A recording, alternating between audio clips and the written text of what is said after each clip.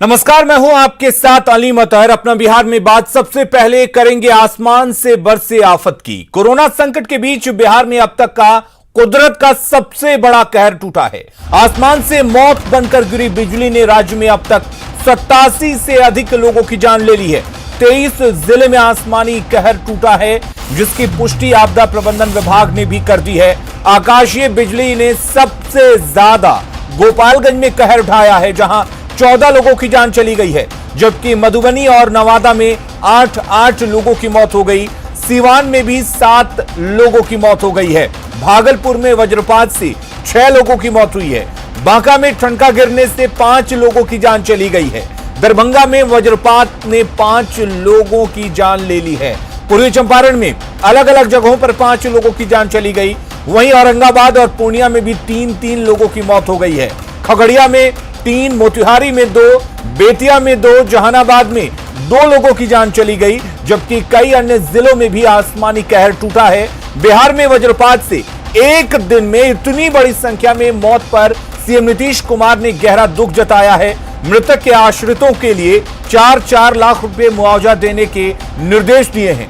साथ ही दुख की इस घड़ी में भरोसा जताया है कि राज्य सरकार पीड़ित परिवार के साथ है। वहीं बिहार में नेता प्रतिपक्ष तेजस्वी यादव और पूर्व सीएम जीतन राम मांझी ने कुदरत के कहर पर गहरी संवेदना जताई है। तो बिहार में कोरोना संकट के बीच गुरुवार को वज्रपात ने कहर बरपाया है। प्रदेश भर में अब तक 87 से ज्यादा लोगों की मौत हो चुकी है। मरने वालों में कहीं पर कई एक ही परिवार के लोग हैं, तो कहीं पर मासूम बच्चे भी हैं। भारी बारिश के बीच मौत के ये आंकड़े लोगों को डरा रहे हैं।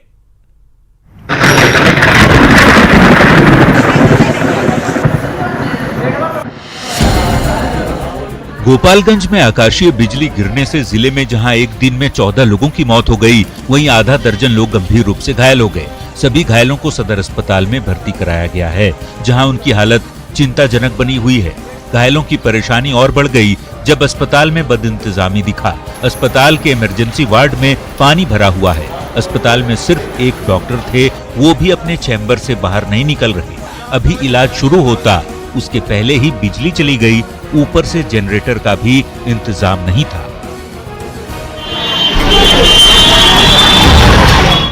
सिवान में भी वज्रपात ने कहर बरपाया। सिवान के कई प्रखंडों से मूसलाधार बारिश के बीच आकाशीय बिजली से मौत की खबरें आई, जिसमें बढ़हरिया प्रखंड में 2, हुसैनगंज, सिवान और हसनपुर में 1 मौत की खबर है। मधुबनी में आकाशीय बिजली एक दंपति पर गिरी और दोनों की मौत हो गई। घटना फुलपरास थाना इलाके के बेल्हा गांव की है। घटना के वक्त दोनों खेत में काम कर रहे थे। जिले में वज्रपात ने 7 लोगों की जान ले ली।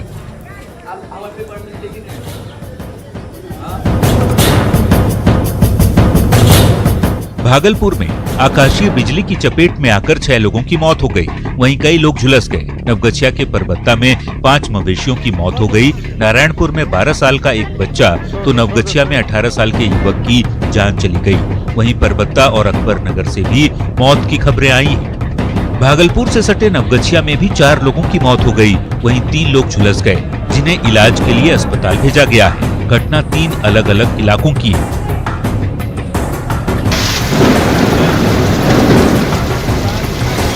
जहानाबाद में भी लगातार हो रही बारिश से जहां किसानों के चेहरे खिल उठे हैं, वहीं वज्रपात से घोसी में एक शख्स की मौत हो गई। पहले से ही कोरोना की वजह से लोग परेशानी झेल रहे हैं। ऐसे में गुरुवार को जोरदार बारिश के बीच वज्रपात जैसे कहर बनकर आ गया। पूरे प्रदेश में कई लोगों की जिंदगी इस आकाशीय बिजली की वजह से खत्म हो गई। Bureau report, news 18। तो बिहार के 1 दर्जन जिलों में आसमानी कहर के बीच मौसम विभाग ने एक बार फिर से हाई अलर्ट जारी किया है, जिसमें अगले 72 घंटे में भारी बारिश की चेतावनी दी गई है, जिसमें आंधी के साथ वज्रपात की भी संभावना जताई गई है। उत्तर बिहार और नेपाल से सटे जिलों में खासतौर पर सावधानी बरतने के निर्देश दिए गए हैं। मौसम विभाग ने पश्चिमी चंपारण, पूर्वी चंपारण, गोपालगंज, सीवान, शिवहर, सीतामढ़ी, दरभंगा, मुजफ्फरपुर, समस्तीपुर, सारण, मधुबनी, सुपौल, अररिया, सहरसा, मधेपुरा, पूर्णिया, किशनगंज और कटिहार में भारी बारिश से व्यापक नुकसान की आशंका जताई है। ऐसे में आपदा प्रबंधन विभाग की ओर से एनडीआरएफ और एसडीआरएफ को भी अलर्ट पर रखा गया है और जिला प्रशासन को हर स्थिति पर नजर रखने को कहा गया है।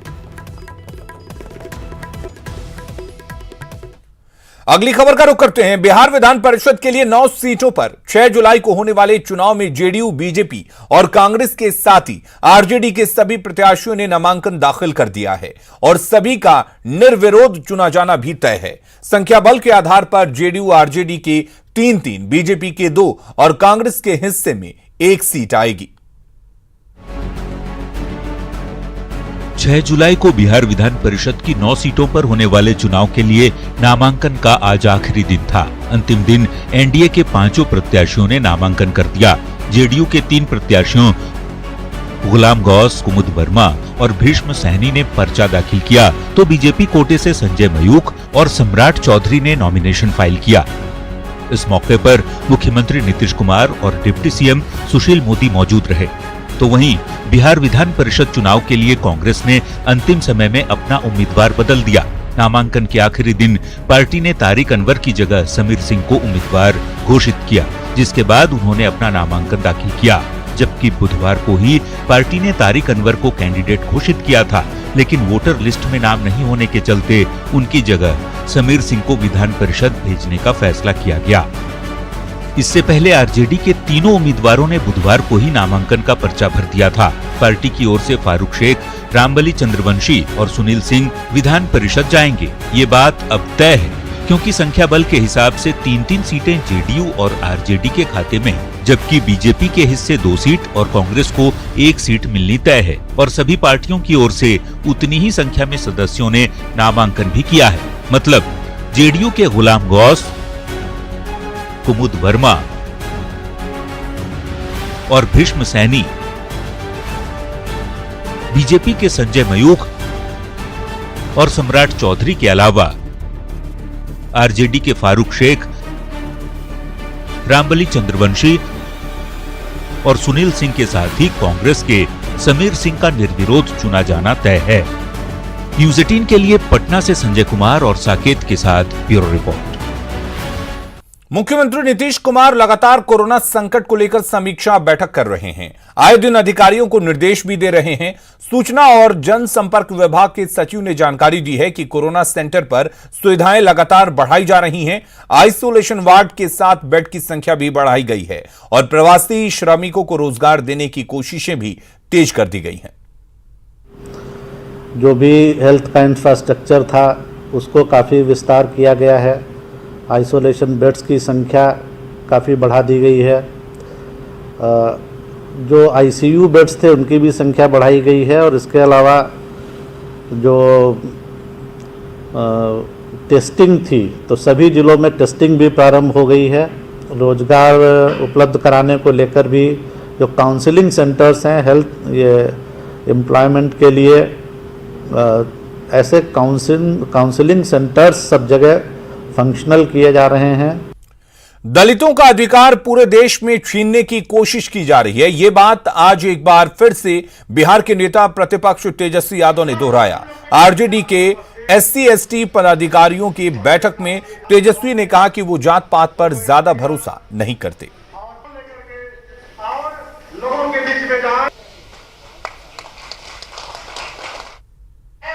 जात पात पर ज्यादा विश्वास नहीं करते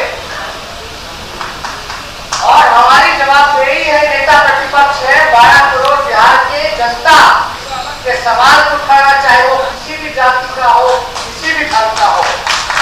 ये मेरा फर्ज है। पेट्रोल डीजल की कीमतों में आज 19वें दिन इजाफा हुआ। आग तेल में लगी और गर्म बिहार की सियासत हो गई। चुनावी साल में आरजेडी को बैठे बिठाए मुद्दा मिल गया और पटना की सड़कों पर तेजस्वी तेज प्रताप साइकिल चलाने निकल पड़े। संदेश सरकार को देने की कोशिश की गई तो जवाब भी सियासी विरोध वाला ही मिला।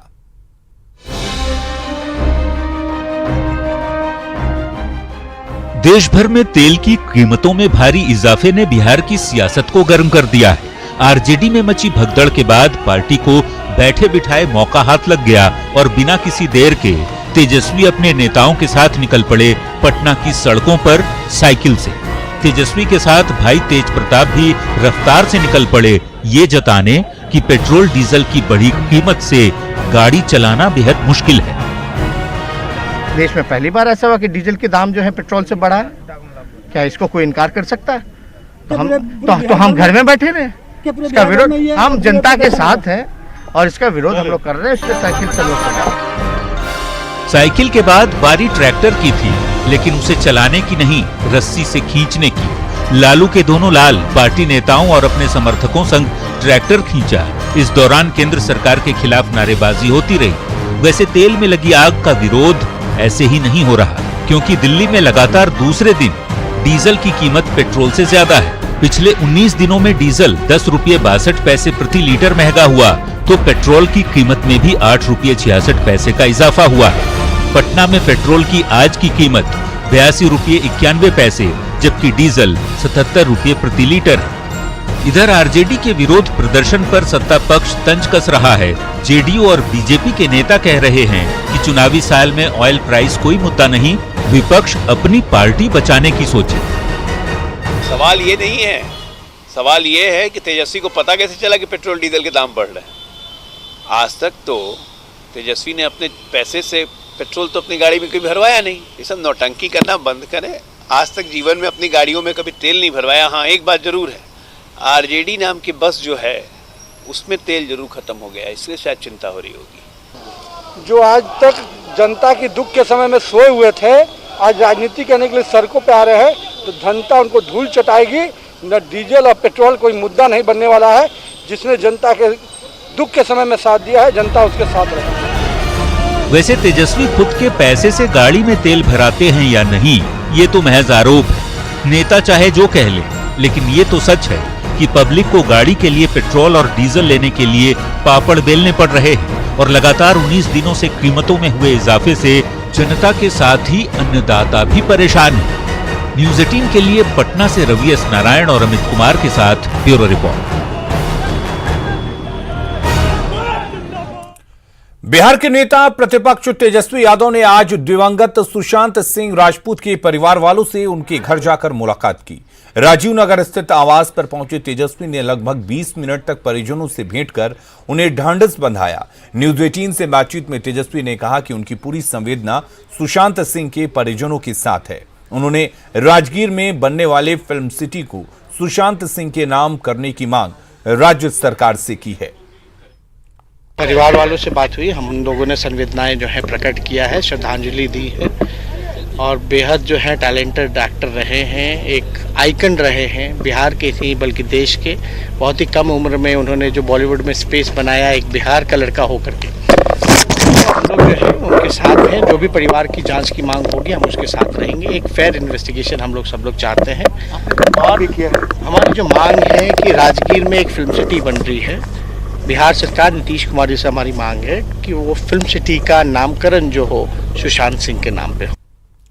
मुख्यमंत्री नीतीश कुमार के बगहा के वाल्मीकि नगर में संभावित यात्रा को लेकर प्रशासनिक अमला जोर शोर से तैयारियों में जुट गया है। पश्चिमी चंपारण के डीएम कुंदन कुमार और बगहा एसपी राजीव रंजन के नेतृत्व में अधिकारियों के दल ने वाल्मीकि नगर में तैयारियों का जायजा लिया। अधिकारियों ने सीएम का ड्रीम प्रोजेक्ट प्रस्तावित इंटरनेशनल कन्वेंशन सेंटर के चिन्हित भूमि का निरीक्षण किया।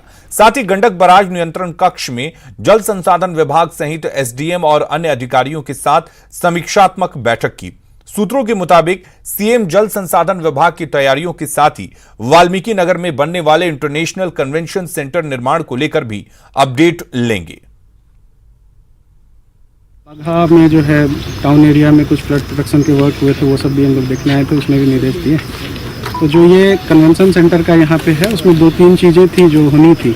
पिछली बार भी हम लोग आए थे, आप लोग से बात हुई थी जी सर। उसमें एक FRA होता है, फॉरेंस क्लियरेंस का देना होता है, वो हो चुका है हम लोग के स्तर से। और दूसरा एक होता है इस जमीन के बदले एक और जमीन दिया जाना, वो भी पूरी प्रक्रिया ऑलमोस्ट अब कंप्लीशन पे है।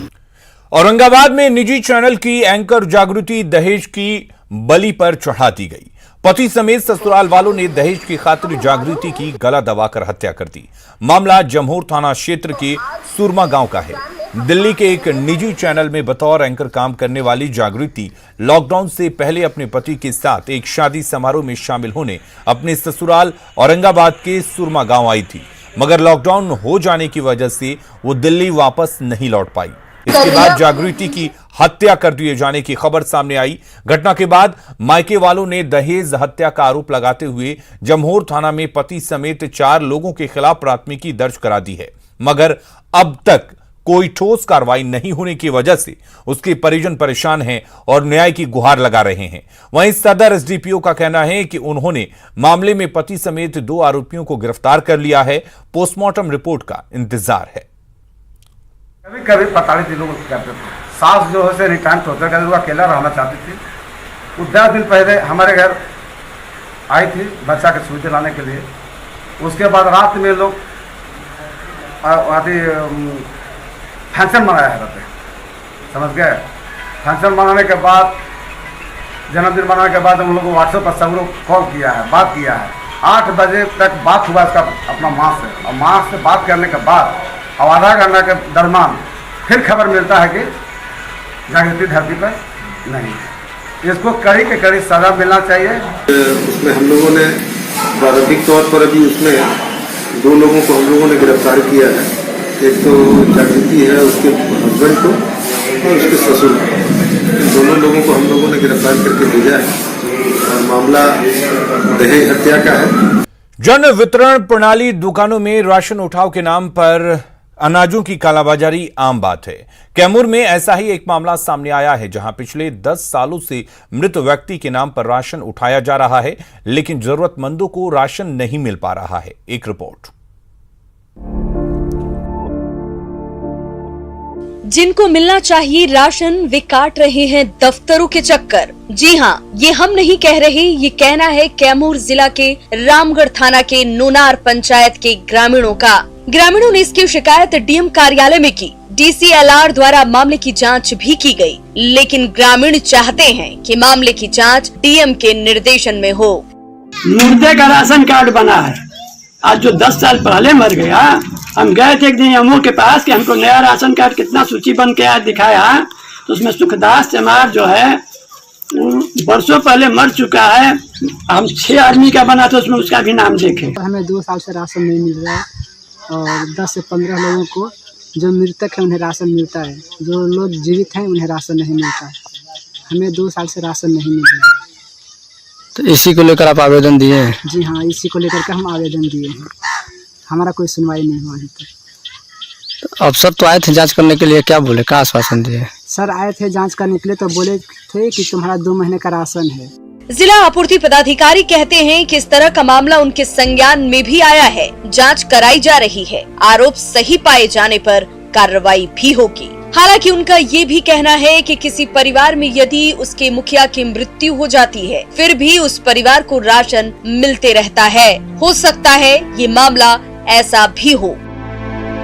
मामला अगर यदि ऐसा संज्ञान में आया है आपकी बात में, तो इसकी सर्वप्रथम तो मैं जांच करवा लूंगा संबंधित एमओ से या फिर एसडीओ साहब से। लेकिन मृतक यदि होंगे, वो मुखिया यदि मृतक होंगे, तो उनके परिवार वाले जरूर होंगे। उनके परिवार वाले ई-पॉस मशीन पर जाकर के बायोमेट्रिक सिस्टम के आधार से वो जरूर राशन उठा रहे हैं। मुर्दों के नाम पर राशन उठाव का ये कोई नया मामला नहीं है। जन वितरण प्रणाली दुकानों में मुर्दों और फर्जी नामों पर राशन उठाव का खेल खूब होता है। शायद इसी को रोकने के लिए बायोमेट्रिक सिस्टम को लगाया गया। इसके बाद भी यदि राशन दुकानों में फर्जीवाड़ा हो रहा है, तो सरकार को कोई और ठोस कदम उठाने की जरूरत है। न्यूज़ 18 के लिए कैमूर से प्रमोद कुमार की रिपोर्ट। और अपना बिहार के इस बुलेटिन में फिलहाल के लिए इतना ही, लेकिन खबरें लगातार जारी रहेंगी। बने रहिए हमारे साथ।